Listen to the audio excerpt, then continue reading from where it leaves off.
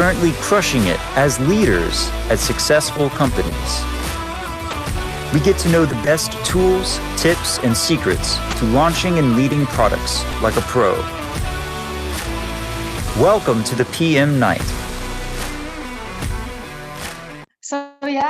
Welcome to the PM Night. This is a joint event of PMCC and PM Festival, and we are thrilled to welcome our special guest for today, Ken, and our special moderator, Orest, and our special audience who is still joining. It's very valuable for us to see you from all over the world.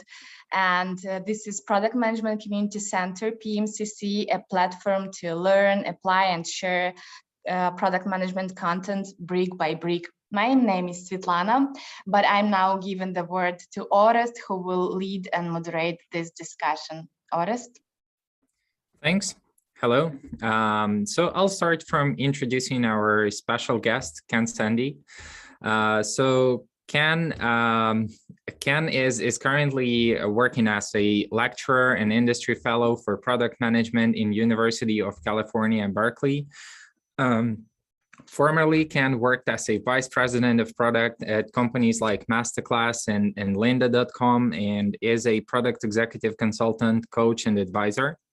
As well, the interesting thing about Ken is that Ken has just released his book, which is called The Influential Product Manager. So it's about how to lead and launch successful technology products. And the good news for everyone today is that we are going to gift 7 of Ken's books during today's presentation.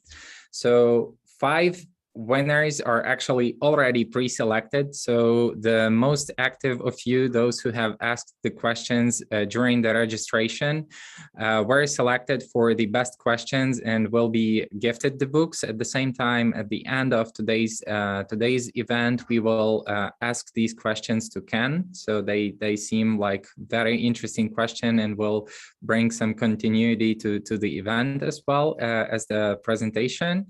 And also we have 2 extra books, which will be gifted to those of you who will ask the most interesting questions during the conversation. So how it works is this event is a webinar type of event here in Zoom. So if you have a question, please post your question to a chat window in Zoom. And at the end of the event, we will select 2 questions, and Ken will also answer these questions. So now to the topic. So today's topic is Ken will tell us about 4 mindsets that make a great product manager. So it's a mindset of an explorer, of an analyst, a challenger, and evangelist. And also Ken will share how to balance these mindsets to remove the cognitive bias we as product managers may have, so that we could build better products, bring more value to our customers, and just be better people. Okay, so I'm ending here. So Ken, the floor is yours. Thank you so much, Orest. I'm really excited to be here. Thank you so much for having me today. I'm actually speaking, as I said, from Seattle in US today, so I'm really excited to be here. I'm going to talk about both the product management mindsets, but also some cognitive biases that really impact us. So let me just share my screen.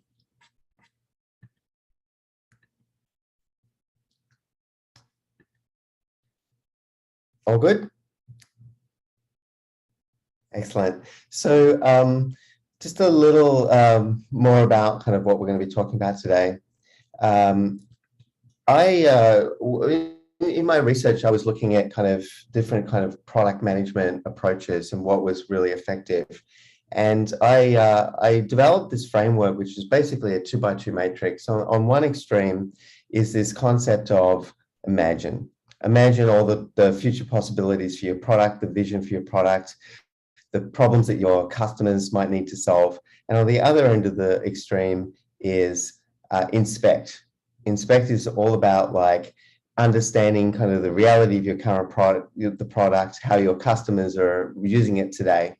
If you overlay that, on one extreme, you have like this very divergent thinking. Divergent thinking is all about trying to expand your horizon, trying to think of multiple paths that you could possibly take. On the other end, conversion, which is all about like trying to focus in on one specific area, to prioritize, to get your team to like zero in on all of the details. Now, each of these areas are very important for a product manager. You have to be able to think very broadly about the future possibilities. You need this diversion of thinking to be thinking about all of the future and where all the different paths that you might be able to take. You need to look at the data and understand all of the things that are going on with your product and your customer needs. And the conversion thinking, you obviously need to be able to focus occasionally and say, this is the path that we're going to take. And I noticed that when you actually put this framework together, you end up with 4 very discrete mindsets. And these mindsets, I've realized, are very important for really top product managers to be able to master. The explorer mindset is all about using that creative thinking to discover opportunities and potential solutions. It's about developing a vision for your product. It's about brainstorming with your team about all the different potential solutions. It's about setting a vision for where you want to be eventually, and then being able to use that kind of creative thinking of your team to think of all of the different ways that you might be able to get there. The analyst mindset is all about looking at qualitative and quantitative data. It's all about understanding your customer and their unmet needs. It's about delving into the details. It's about cutting and slicing the data and finding trends that you didn't expect that were there, and really understanding how your customers are using your product and what their underlying needs are. This is where you discover those hidden insights in the analyst mindset. The challenger mindset is all about figuring out where you might be wrong. This is where you look for contrary data. You go and talk to people who might challenge you or disagree with you. This is where you go talk to the customers that didn't actually successfully use your product. This is where you seek out dissenting voices in your company, the ones who don't think you should be on the path that you are. And you like try to figure out these hidden assumptions and preempt risks and issues and try to like zero in on what you might be wrong. This is in that challenger mindset. This is also where you make tough choices. So you might be prioritizing to make something, to do something over something else. This is where you will say no to your stakeholders in the challenger mindset. And then finally, the evangelist mindset. This is where you use your ability to focus your team, but also motivate them. So this is all about building company-wide support. It's about talking to stakeholders and reminding them of what you're doing for the organization. This is where you excite your team behind the possibilities of the product. This is where you celebrate.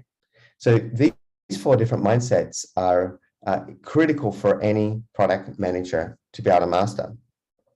Now, at this point, I am often asked a question about like, well, are these just mindsets that I have like almost like personality types? I'm a good explorer, but I don't need to do the other things. Or I'm a challenger, I don't need to do the other things. Well, I often find that when I was developing this framework, I was thinking, well, isn't this just a linear progression? I start with the exploration, I then go and analyze things, and then I will kind of move in that sort of challenger mindset to sort of cut down scope and then eventually evangelize as I'm building my product and trying to get it out into the market. But what I noticed is that product managers need to flip between these different mindsets daily sometimes. You might go into one meeting where you're doing a brainstorming with your stakeholders, and another meeting where you might be looking at some data to see kind of what the latest release looks like and find out that certain parts of the product aren't working so well. Then you might need to go and do a all hands meeting or a presentation or a customer meeting where you'd have to evangelize and talk about the product that you're building. And then you might need to move into the challenger mindset, where maybe you're having a meeting about even cutting your product or cutting the scope of your product. So you need to be able to move between these different mindsets pretty quickly.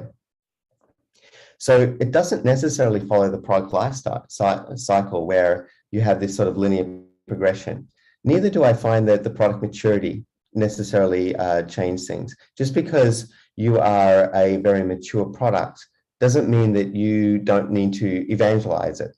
Just because it's a mature product that you might be spending a lot of time optimizing on, trying to improve, doesn't mean that you need to be, it means that you still need to be out there to motivate your team. Otherwise, they're going to lose interest and not actually understand the value of their work.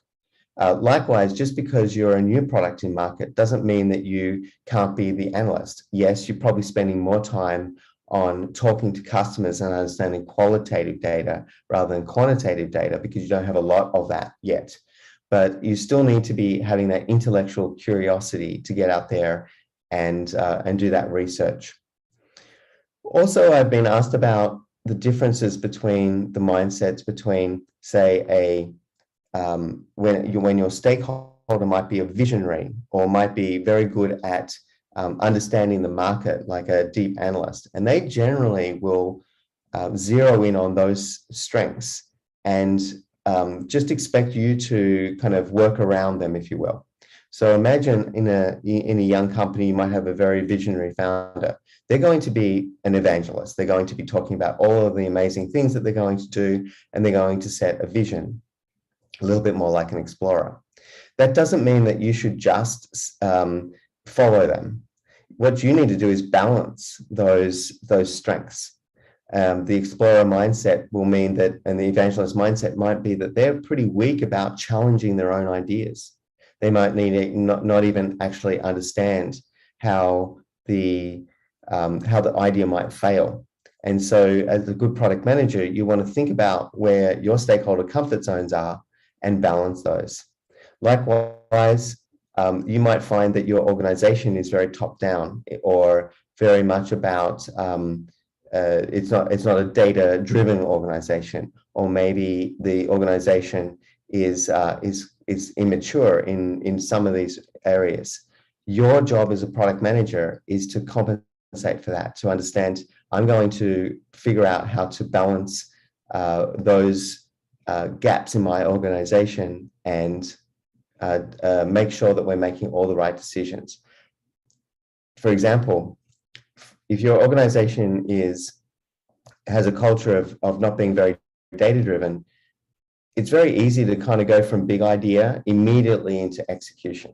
So your job is to sort of figure out, how do I get and fill those gaps, to analyze and to look at the data to support what we're going to do, to ensure that we're doing the right thing, and then to push back maybe on your stakeholders to challenge them. And then finally, I get asked about your go-to strengths. It's always, for example, I'm an introvert and I'm not very good at the evangelist mindset. My preference is to be able to be more of an analyst and a challenger.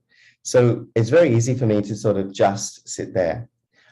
I recommend that you try to work against those weaknesses by, number one, play to your strengths.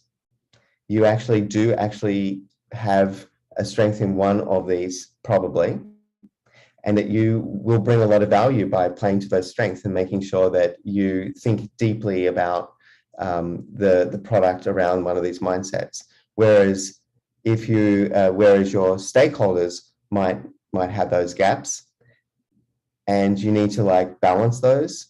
Your weaknesses, obviously, you want to work on. But another technique is to actually seek out people in your organization that can help you balance those.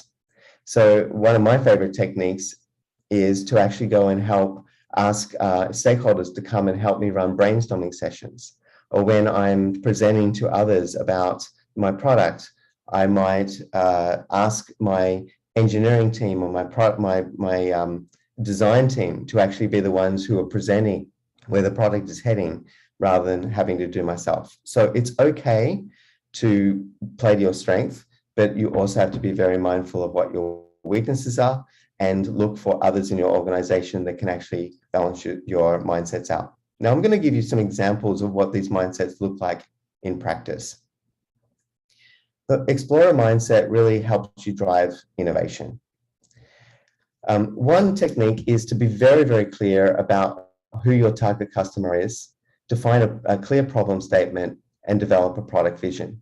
It's very easy to jump straight into projects and start working on things. But if you can step back and document and then articulate to your team exactly the problem that you're trying to solve with a level of depth, and then talk about what the world would look like if you were to solve that problem, you're going to really open up their level of their creativity and excitement for tackling that problem. A second thing is, I find that a lot of product managers resist new ideas, particularly if those new ideas are sort of coming as sort of feature requests from stakeholders or customers. That's very understandable. It's going to be very disrupt your roadmap. But I recommend that you don't fall into that trap. Instead, try to get out there and look as broadly as possible for new opportunities and new ideas, and capture those ideas. You don't have to work on them immediately, but look for new areas that might be worth tackling for your product. For example, look at competitors and look at what the competitors are doing well and what they're not doing well. Go talk to your team about what struggles they've had with the product. Constantly look at what customers are doing with the product and say, can I solve these problems better? As I said, you don't have to be solving those problems immediately, but always be looking for new opportunities. You might discover where there might be opportunities, and not all of those ideas have to come from you. And then finally, I'm still shocked at the number of product managers that leap from this problem area immediately into developing solutions. Stay in the problem space for a while until you understand, and then rather than jump on one solution, try to actually iterate around multiple solutions and open up your aperture to explore many possible ways that you can actually tackle the same problem. And then look at the explorer mindset. You've got to look at kind of iteratively getting feedback throughout the life cycle, so you can continually develop a better understanding of the customer and explore which solutions are actually going to be best. That's the beauty of the explorer mindset, is you're very much in this divergent mindset, and you don't actually have to lock in on one particular solution straight away. The analyst mindset I often look at as kind of a detective. Now, I don't mean that the analyst mindset is someone who just looks at numbers, looking at dashboards. I mean that you have to have this intellectual curiosity, always looking for potential trends or differences in the data. You look for unusual kind of behavior, little segments that are exhibiting interesting trends, and that way you can actually discover new insights with your customers. And I'm not just talking about quantitative data either. The product manager has to have an interest in understanding their customer by just empathizing, meeting with them, doing research, and collaborating with their user research group and consumer insights group to really get a deep understanding and appreciation for what the customer's challenges are. First of all, I recommend that you start by focusing on what are the things that you want to move in the product. And when I say quantitative performance metrics, I mean what exhibits value for your customer. Adoption, engagement. Obviously, if they were to pay you money, that's good, but it's not as simple as paying money and not using your product. You've got to show that they're really getting value out of your product. So zero in on what's really important for your product that shows that customers are getting value, and monitor those with regularity. The second is I'm shocked by the number of people who simply outsource the whole qualitative perspective to like a consumer insights group or a user experience group. Like a user experience group is going to do this research, they're going to come back with all these answers. But you can't possibly, as a product manager, empathize with your customers unless you get out there and interview them and understand them deeply yourself. So participate in that. Go and talk to customers regularly.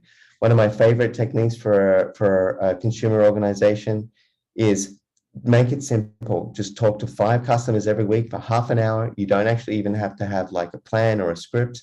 Just go out there and sort of ask them about the product and look at what they think of it and listen to them. If you think about like doing that every single week over a course of a year, you've talked to hundreds of people that are able to sort of give you just those little tiny insights each time, and you begin seeing patterns behind what your customers are trying to do.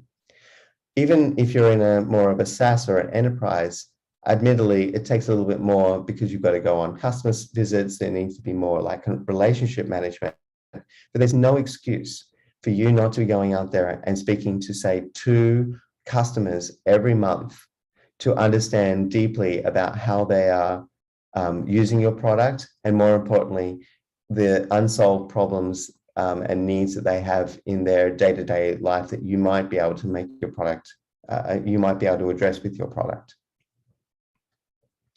And then finally, become your own analyst. Business data analysts and other groups within organizations have become very popular, but they're very they're scarce, and they'll often be having to look at a number of different demands on their time. The more that you can get comfortable with cutting and slicing raw data and learning, say, basic SQL, basic Excel, and sort of just being able to get into the data yourself, drawing your own insights, the better.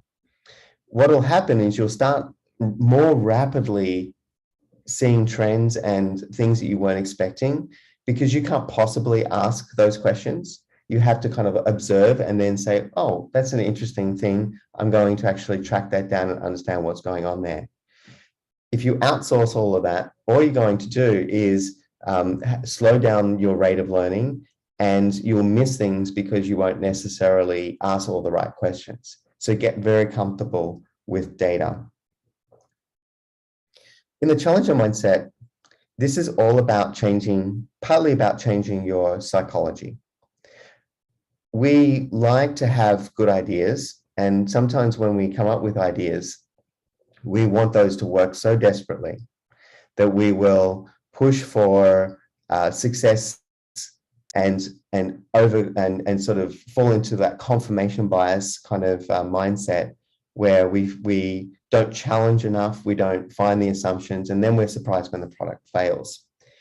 And something weird happens when we have such a personal emotion attached to our own ideas that we feel like we're failed just because the product has failed. And that's not fair, because most products fail and most ideas fail. It's all about trying to find the ones that will actually work. And so rather than falling into that mindset of like, I need to have my product work, try instead to deliberately seek out how the product might fail and understand those risks and try to mitigate those risks. And secondly, approach everything as a hypothesis. Rather than saying, here's my product that's going to do this, this, and this for my customer, state it as a hypothesis instead. We think that this is going to happen, but we might be wrong. So how do we learn faster? It will mean that you become more objective. And secondly, usually it means that when you build products, you're doing it more iteratively and looking for learnings at each end.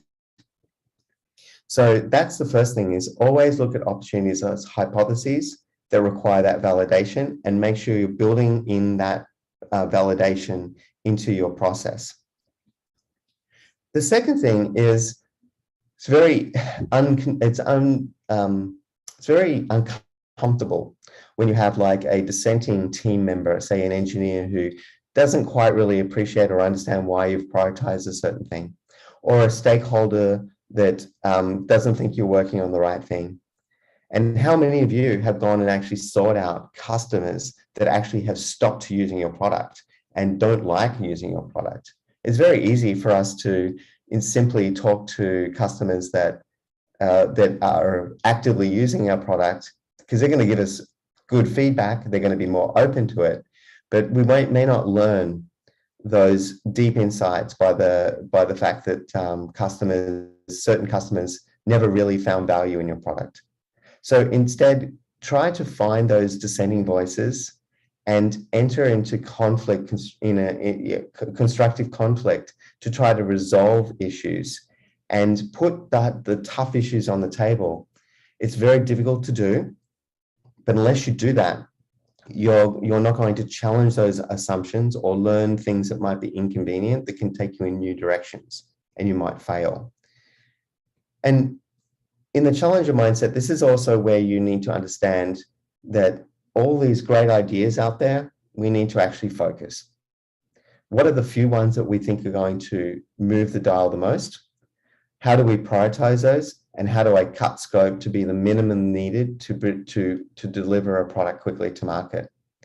And so learning how to own focus and prioritizing will help you be more successful, because you'll come out of that process with less to do and more alignment. And then finally, building momentum with an evangelist mindset.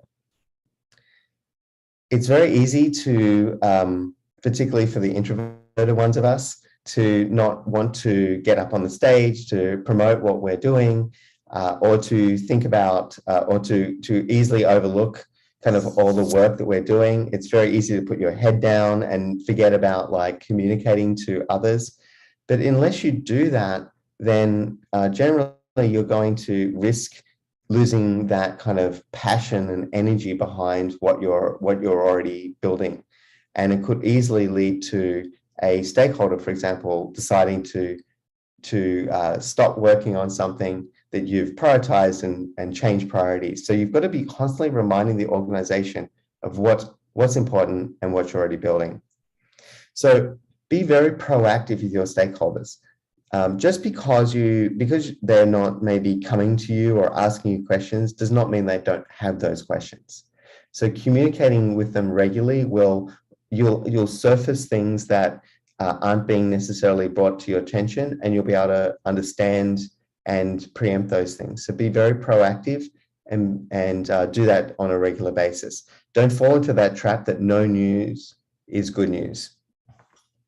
Secondly, when you're working with your team, don't forget to go all the way back to the underlying problem that you're trying to solve and set that context. Too many times I see product managers come straight in with like, here's a specific solution I want, and they might have all the designs and ideas in their head because they've gone through that process of understanding the customer and exploring different solutions. They've got into the data and they've decided this is what we should build. And the first thing that the team sees is this very specific solution. Instead, try to step back and say, look, I want you to own this. I want to give you some creative license to be able to like build something that you are very passionate about. And often that means that the product that comes out the other end doesn't look exactly how you imagined, but it will be better because your team has addressed it very passionately and unleash their own creativity on it. And then finally, don't overlook the fact that whenever you're launching something, that is when all eyes are on you. So make sure that you're ensuring that all parts of your organization are involved in that launch early. They understand what's happening with the product. They've had an opportunity to influence it. And then you should be the first to know whenever there's a technical or a business metric issue once it's launched, so you are not caught by surprise. And I'm going to stop there, and I'm going to switch to talking about some cognitive biases that come out with the evangelist mindset.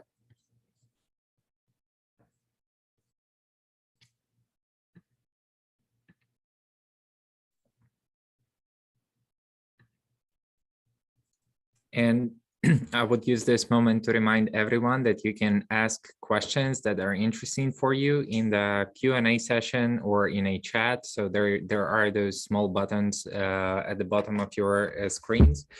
So you can ask any questions which are interesting for you. And also, as a reminder, 2 of the questions will win Ken's book, An Influential Product Manager. Excellent. So one of the things that you need to be very careful of as a product manager is that you can fall into different cognitive biases, which will undermine your success. And the first that I've done a bunch of research to give you some context. I did some research on product managers and how they were facing cognitive biases in their workplace. And I came back with like 3 distinct cognitive biases that were really prevalent in that were really undermining the decision making of product managers everywhere. The first is authority bias. Now, you may or may not recognize what this symbol is. So back in the 1960s, there was a study that was done where a man was dressed in a lab coat that came into an environment where there was a person who was given a big dial, and basically they were able to sort of turn up basically electric shocks. And there was a person in another room that was actually an actor, so it wasn't real, but as the dial was turned up, they would scream. Now, obviously, that's a pretty horrendous idea, like you're turning up the voltmeter and shocking someone in another room. Well, it turned out that when the man in the lab coat ordered people to turn up the voltmeters to shock the people in the other room, they would do it. And they would do it on a regular basis. I mean, not everybody, but generally. And they really got to the root of when someone is in a position of authority, people will do things and just fall into line that they would not necessarily normally do. And what I've found is that authority bias, particularly senior level people in an organization, will tend to be able to influence their organization kind of in a bigger way than most, simply because of their authority. It doesn't necessarily mean that they're right. It just means that people will generally fall in line and follow what they're doing.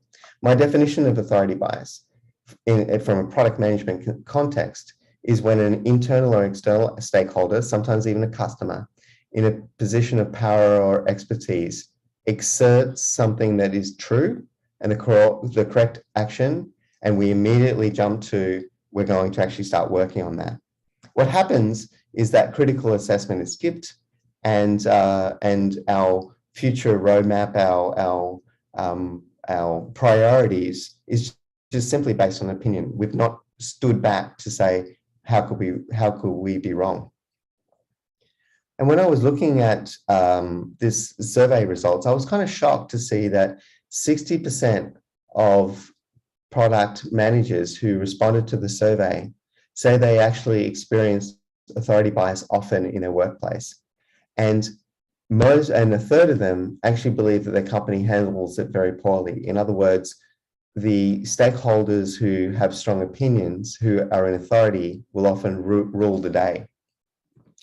95% of product managers that I spoke to or surveyed agreed that they have fast-tracked a feature simply because of who has asked for it, just because the user or the stakeholder says that this is what's important, and they decided to prioritize that over other things without really looking at the value of it.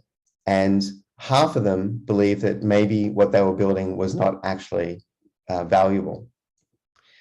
And then 2 in 3 product managers I surveyed believe that the stakeholder is going to win the day no matter what. So it's almost like, don't even bother about my prioritization process because stakeholders are going to decide all of that.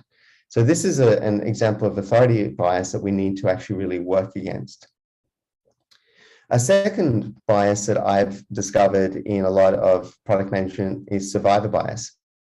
Now, this is an interesting example. You'll notice that this is a plane, and this is what a study in World War II, where the US was trying to figure out where to better build to sort of better protect their planes. And they looked at the planes that were coming back, and they saw these bullet holes on the wings, the tail, around the cockpit, and decided that that was where they needed to improve their protection, to add extra metal. And what they missed were the planes that weren't coming back.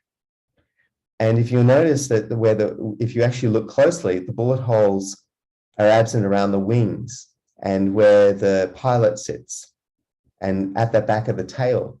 And it turns out that was where they should be protecting their planes more. And they almost made a huge mistake by putting extra protection around where they saw the bullet holes without considering all the planes that were already at the bottom of the ocean. And that's an example of survivor bias. Now, product managers run into this all the time.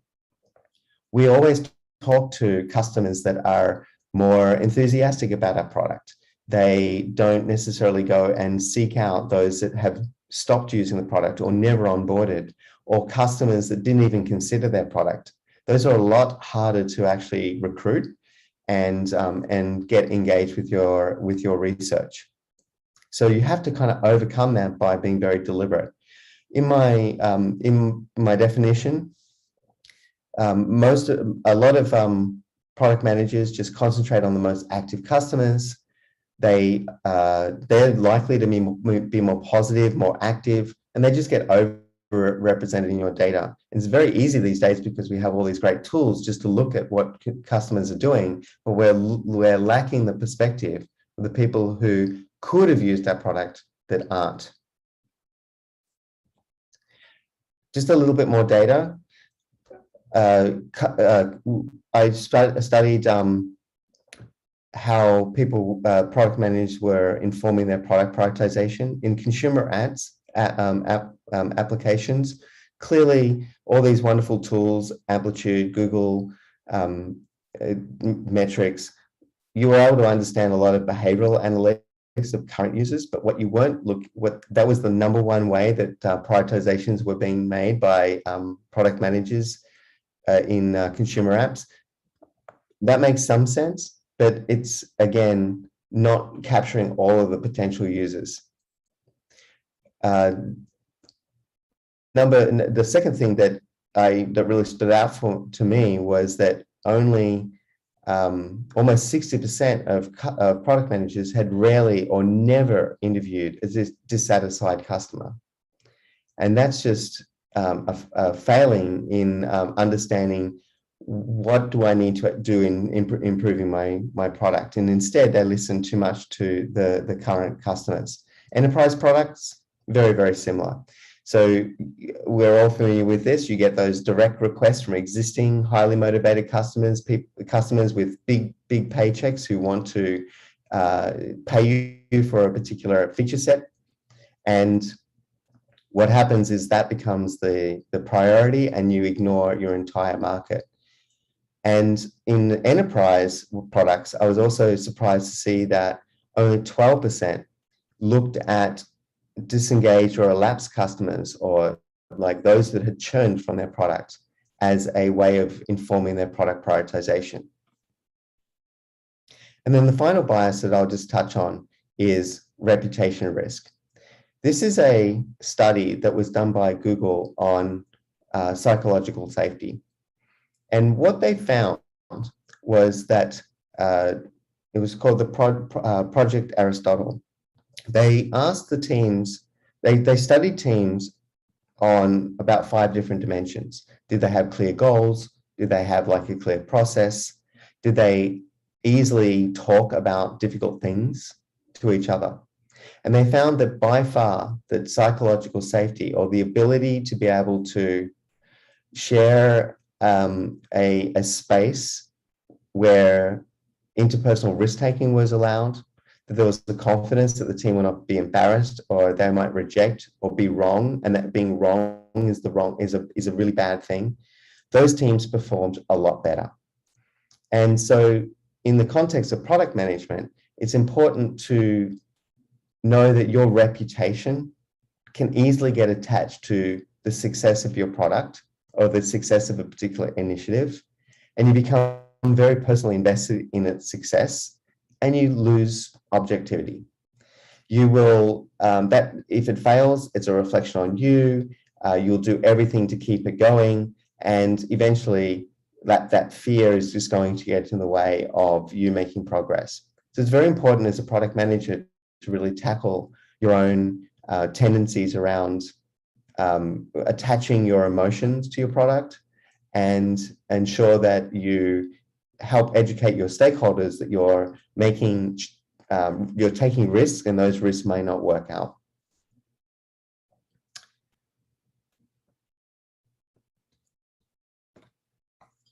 As a final point on this, look for these sorts of behaviors within your team. Does your team is your team in a comfortable place when you can challenge others, particularly senior stakeholders? Do you look at evaluating and validating what you're building rather than just building something and believing that it's going to work from the outset? If something goes wrong, do you actually roll it back? Not just because technically it hasn't worked, but you're not actually meeting your metrics. Do you regularly reflect on what went wrong and talk openly with your team about how to do better in the future? And then celebration is all about learning.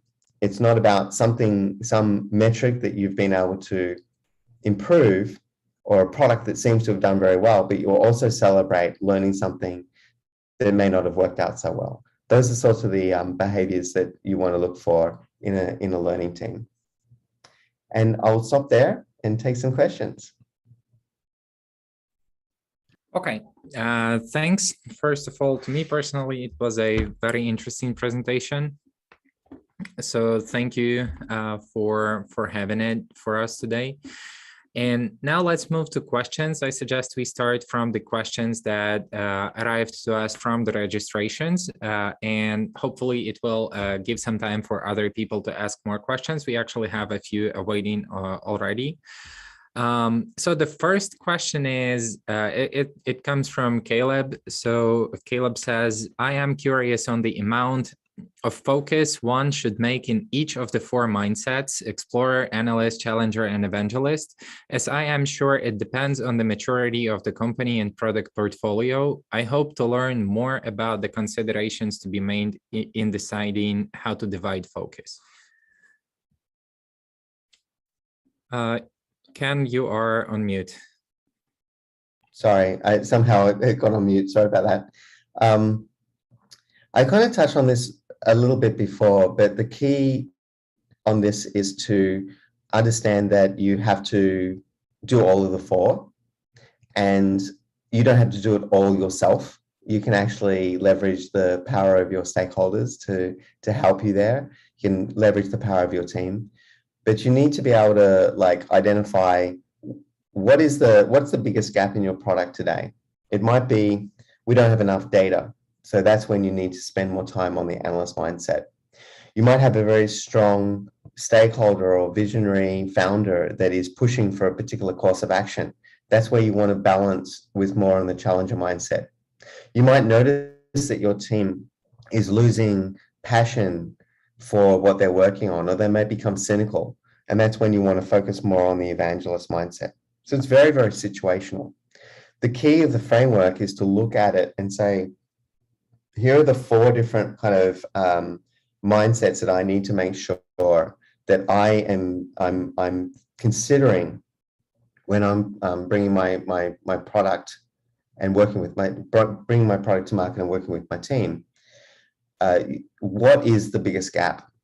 And then making sure that you kind of go there. The second is you're clearly going to have your go-to strength. So whatever you're very naturally good at, like personally, I love to be able to dig into the data and like look at things and cut and slice it. I like the alone time that you can do with that.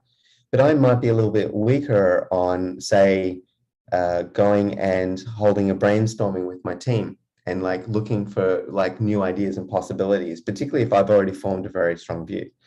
So you're going to naturally do what you do. So being very deliberate in taking opportunities to do what you're not good at or what you don't normally go and do is critical. And so you'll unconsciously be very you'll unconsciously naturally do what you're very good at, but you have to be very conscious to try to overcome what you're not. And that they're the way that I would try to focus on different mindsets. Thank you. The next question comes from Oksana. So it's how to define which mindset is the best for your product and project, but probably after your presentation, I would correct it just a tiny bit. So how to probably prioritize which mindset needs to take the most time on your product and project. So which one is the most needed? Yeah. So early stage companies probably need more time to stay in the problem space. It's very easy to sort of race into a solution. So if you're in that state, try to prioritize slowing down and doing more kind of exploration and ideation and trying to come up with like multiple ways of solving the problem. And secondly, analyst, go out and understand more about the customer. It's very easy to race into, this is how we're going to actually go and address this. If you're a little bit later stage as a company, maybe your product's very established and you don't really need new ideas. You got lots of those. And the data, maybe you've got really solid data, dashboards, deep understanding of the consumer. You probably don't need to be prioritizing that more than you already are. But you probably do need to take note of, are your team excited about what they're working on? And look at trying to improve on the evangelist side. Can I motivate them? Can I bring purpose and meaning to the work that we're doing? And then finally, on the challenger side too, like, should we be ramping this product down? End of lifing a product is very, very hard decision to make. So is this something we should be investing at this level in? So those would be the mindsets I would put more on sort of a much more mature stage product. Okay, thanks. And the next question comes from Luba. So the question is, what hard skills are a must-have for a product manager? Hard skills. So this is very interesting because I've just done a significant study with a group called the Association of Product Professionals. And that group is looking at helping product managers understand what the key skills that we need to be mastering are. We identified, after quite a bit of research, about 26 skills. And 20 of them were hard skills and 6 were adaptive skills.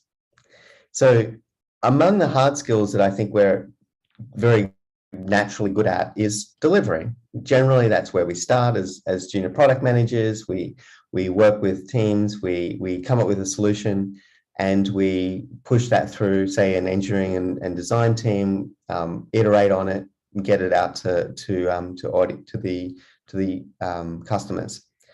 But what gets overlooked are the things that have to happen at each end. So in terms of these hard skills, first of all, what gets overlooked is this market analysis, customer segmentation, and value proposition definition. Why are we building the product? That's what often gets overlooked. Really having a crystal clear understanding about what the benefits that we're going to generate, for whom, and really being clear on the opportunity that we're going to take on. Now, I have a kind of a catchphrase that product managers add the most value in their organizations, not by building the product right, by actually delivering it right, working with an engineering team, by building the product right, but by building the right product. And what I find a gap in on the hard skill side is that really critical upfront understanding and tough, ruthless prioritization around what needs to be built. So that's on the front end. On the back end, from a hard skill that I find lacking is owning the outcomes. So there's this full like process of going to market, and you need to be working with all of these different stakeholders. Customers will be touched by like customer service, customer success, sales, marketing. You've got all these different stakeholders that we often overlook and sometimes bring in right at the last minute saying, hey, I'm about to launch this product. And we kind of surprise them with that. And then once the product's in market, we take our eye off the ball. We don't look at the adoption numbers. We don't say, is this product actually solving the problem we set out to solve? We launch it, we think that's success, and we don't realize that success is not going to come until we really drive adoption. So I would say post-launch or go-to-market, full go-to-market like ownership, post-launch optimization and tracking and sort of improvement, and then upfront kind of assessment and clarity for purpose and value proposition definition are the big hard skills that I would like to see product managers improve on. That's a great answer. Thanks. And I have a follow-up question here. So you mentioned you made this like large research about the skills important for APM. Is it going to be available for the general publicity? Is it going to be like a book or a study or something? Yeah, absolutely. So I've been working on this for the last year with a group called the Association of Product Professionals. I will definitely drop you a link that you can send out to your audience. It's a group. You can actually join as a member and get access to a ton of tools. You can take a skills assessment, so you really understand where you sit on this sort of benchmark of these 26 skills, and you can then access resources to improve the areas that you want to work on. But it also really helps you understand where you stand out. And so many product managers are very good at their job, but they don't necessarily know crystal clear, I'm great at this, I'm great at this, and I need to develop this. So it's meant to be a tool that is very empowering because it gives you both the opportunity to improve on areas that you need to, but also understand where you really differentiate yourself as a product manager. Thanks. That's awesome. I already made a note for myself to check this association out.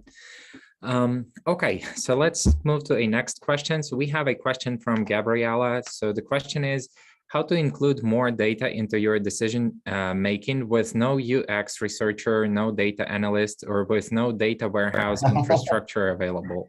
Right. Should you pitch hiring or a third-party integration before anything else product related? Yeah. Obviously, again, like I really feel for you. Whoever asked that question, I really feel for you, because most companies come to this as an afterthought. Like it's like, I need a data team too late in the piece, or they've literally not been tracking. And the problem is that if you haven't been thinking about it and tracking all along, you don't even have the baseline to then start actually trying to drive for insights. You don't even know what you're missing. And so absolutely, you should be trying to push your company towards baby steps there. No, you don't need to hire a whole team overnight. In fact, really great data people are as hard to hire as great product managers and great engineers. And even when you do hire them, I often find that they kind of get immediately redeployed to other things like board presentations. At least I'm used to that in the San Francisco Bay Area. Like I got a great data analyst on my team, and suddenly they're doing all of this work to present to the board, or they might be asked to work on like too many things, or it might be financial analysis, and you just don't get like the understanding that a dedicated product analyst is going to really help product managers make better decisions. So yes, you should know that that's going to happen, which leads us back to my point during the presentation that you need to start with doing it yourself, and doing it even if you do it at a rudimentary level. The more you start showing the decisions that you're taking based on that data, the more that whole thing will be valued, and you'll start getting resources as a result. So start with really kind of doing it yourself, and then demonstrating the decision you took as a result of it. And when you bring data to the table that hasn't actually been like part of the conversation, you'll kind of transform your organization pretty quickly, in my opinion. If you just go in to try to pitch for those resources, the kind of things I just talked about will start happening. They won't necessarily materialize. It'll take a long time to hire them, and then they kind of get repurposed very easily. So demonstrate the value is my advice. Thanks. And I would just add a small advice also from my end, because I was in a position where we did not have a dedicated analyst. And also I wanted to make more data-driven or data-informed decisions. So for us, our product did not really gather too much data that we could analyze then. So basically the first blocker we had is that we simply had no data. So we had to wait for the valuable data to arrive for like 6 months after we made a decision to start making data-driven decisions. So I would also advise to start collecting at least some data. You need to think about what decisions you will be making, and then see which data you need for those decisions, and then plant those small trackers in your product, or see how in a different way you can start collecting this data, at least qualitative data. So you can start like you need to build something to benchmark against. So like make a qualitative research first, and then make it again in a month or in 3 months, and then again, and that's when it will start like transforming into some data that can help you. Well, as you make a great point. It's all about like thinking about your future state and starting to put that in place and build that sort of baseline, so you can actually come back and make better decisions. And you also make a great point, which is there's always qualitative data that you can get, and that it should not be devalued just because it's considered to be like subjective or qualitative. Talking to customers gives you huge insights. You can, with as few as 5 customers, you're going to learn something about your product you didn't realize before, and it can be incredibly enlightening. So don't underestimate just if you're really stuck, just go and start talking to some of those customers, and you'll learn a lot. Thank you. Okay, so according to a clock, we are over with time, but I would like to ask if we have like, I think 5 to maybe 10 more minutes to just finish with the questions. Do you mind? I don't. Yeah, this is fun. Okay, that's awesome. Thanks. Okay, so the next question comes from Nikhil, and the question is how to exercise these mindsets in a difficult hierarchical environment. Yeah. Well, obviously diplomacy is going to be important. So you have to, first of all, recognize that you're in that environment and go back to those biases that I was talking about. Are you worried about like being wrong? Are we only talking to those loud voices of our customers or loud voices of our stakeholders? Am I doing this because of who that person is, not because I strongly believe in it? And starting to sort of like recognize that. And then secondly, like, where are my stakeholders on that spectrum of 4 different mindsets? Are they the visionary that's really pushing for something, but may need a little bit of pushback? So these frameworks that I just sort of talked about will help you, first of all, recognize kind of where you are on that, and help you choose strategically where you should be pushing back first. And then secondly, Understand, obviously, you have to be effective. And you're not going to be effective by just saying no or pushing back. You have to work within that hierarchy. And I work with a lot of top-down companies, and it's, you know, frankly, not fun. But you got to pick your battles a little bit. And I find that if you pick one thing you want to change and then really show that it was a valuable thing to invest in, your hierarchy, you know, the hierarchy will come around. They're generally unreasonable, right? If you think about senior people are generally unreasonable, but they're not irrational. And when you show them how a certain behavior or doing a certain thing, like let's gather more data, or before we work on that, let's just take a moment to actually write down our list of assumptions. Or obviously we can't work on 7 things at the same time. Let's talk about the goals that we're looking for and prioritize things, which is kind of the challenger mindset. If you can just pick strategically on 1 or 2 things to demonstrate, I will find that they will be reasonable. And then there's also just the language you use. So a good example of how to push back on a senior person who wants you to do something new, right? And they come to you with a solution. They say, build this, I want this like by this date. Okay, that's it's not very empowering, is it? So first of all, recognize that they have the right to kind of do that, maybe. It's not great, but then ask them, I would love to do that, but I also need to help my team like be successful here. I need to help my team. I need to communicate this to my team. Help me understand like how you decided that this was the top priority or this was the right solution, so I can communicate that to my team. I want it, you're sort of putting yourself in that sort of very supportive mode where you're saying, I want to actually do this for you, but for me to be successful, I need to really understand why. And then when that conversation starts, you'll find all sorts of opportunities generally to ask them more questions that might make them think about why this is a priority.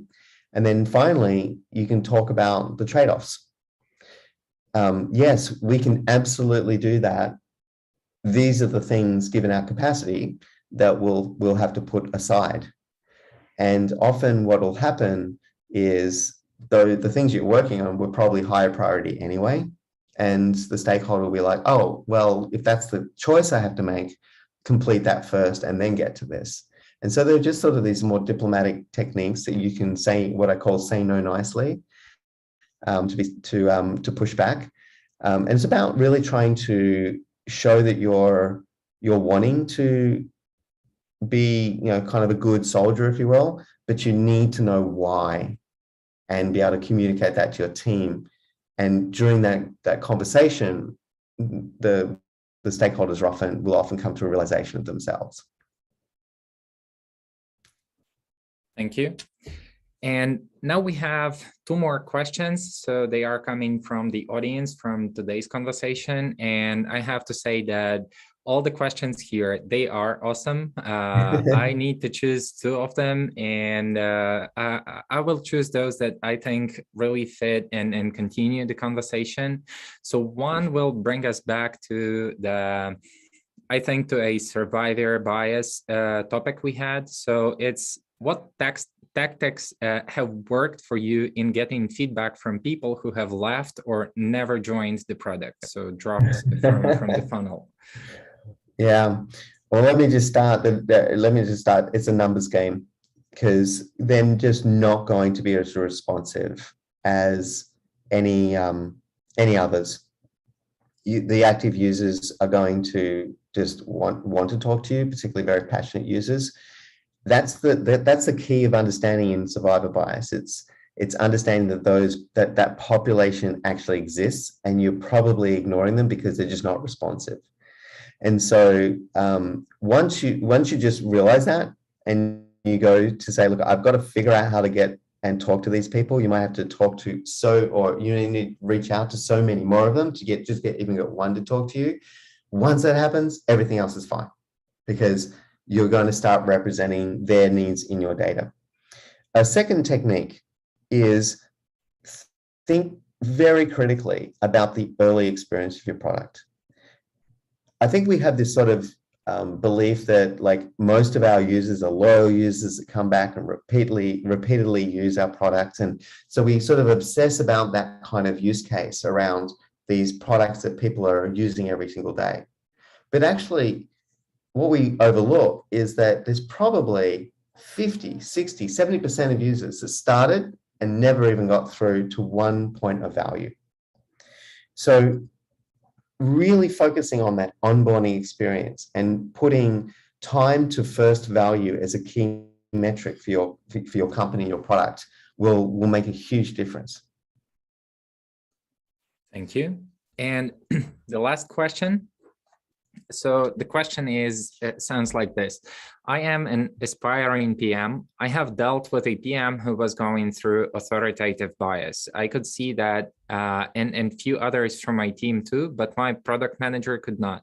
How to handle that situation, how to shed light on the situation and the bias for my product manager. So just to understand, so the product manager was the source of the authority bias or was suffering from it from others? As I understand, they were suffering from it, but I might be mistaken. Well, let me talk to that particular use case. So that is absolutely where product managers are going to fail, and they're going to lose a lot of credibility. If it's exactly what I'm kind of talking about. This product manager sounds like that they were suffering from authority bias, and that the authority bias was coming to them, and then they were turning to others and saying, hey, we got to build this. And they were trying to, probably very poorly, represent kind of this very authoritative voice, saying we have to do this because this person kind of asked for it. And everyone around them saw that, and they lost a lot of credibility because it's you can see right through it. And actually the single biggest problem there is them just not going to have the same authority as even the person that asked for the idea in the first place. And so that product manager is destined to fail because people are going to ignore that person. And just saying that someone else has asked for this is just not going to, I mean, what is that? That's an order taker. Like, what value are you adding? And so it's really a terrible position for that product manager to be in, because everyone can see it, and they just don't, they just aren't adding any value in the chain. They're just basically taking the orders and trying to make it happen. I don't have a lot of great advice about what you would do to help that person, except to say, gently ask why. So I would like to do that. I just need to know why we need to be addressing this issue. And again, how does this compare to other things that we are working on? I need to be able to understand how to prioritize my work. And the more that you kind of push them to kind of explain themselves, the more they'll figure out that they actually don't have the data, that they actually are just sort of coming to the team with a request that they haven't actually critically thought of themselves. And so the hope is that they can actually then start like becoming aware of that and ask for more information from the person in authority that asked for it in the first place. But no, it's not a great position to be in. And as a PM, please don't be in that position. If you are asked to do something, keep on understanding, push on like why. I know it feels uncomfortable, but you have to be able to turn around to your team and be able to justify what you're working on and be able to withstand critical like questions. Yeah, that is an uncomfortable position to be in, especially when you have someone with a high authority and something that you think is a wrong decision or a wrong desire. Okay, so thank you for today's presentation. Thank you for spending time and answering our questions. I totally loved today's conversation. So thank you for your time and for what we have talked about today. Excellent. Well, I've had a great time, and I really enjoyed that. Please do feel free to LinkedIn me. It's LinkedIn /in/ KENSANDY. Please do connect to me. It might take me a little bit to actually make that connection. Feel free to follow up with questions. I really do enjoy connecting to the community throughout the world. So please do keep in touch, and definitely check out the Association of Product Professionals. And if you want more like talks, I've got a whole lot of recordings of my talks at influentialpm.com. Yeah, and I also want to thank you, Ken, and you, Orest, for this event, and all the participants, all the attendees. I will reach out to all the winners who will get their PDF books. It's Caleb, Oksana, Luba, Gabriela, Nikhil, Jason, Akanksha. I will reach to all of you, and thank you for being with us with Product Management Community Center, and see you on our next events. Have a good evening. Bye-bye. Thank you. Thank you.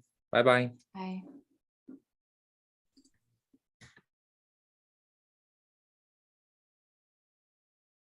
Good night.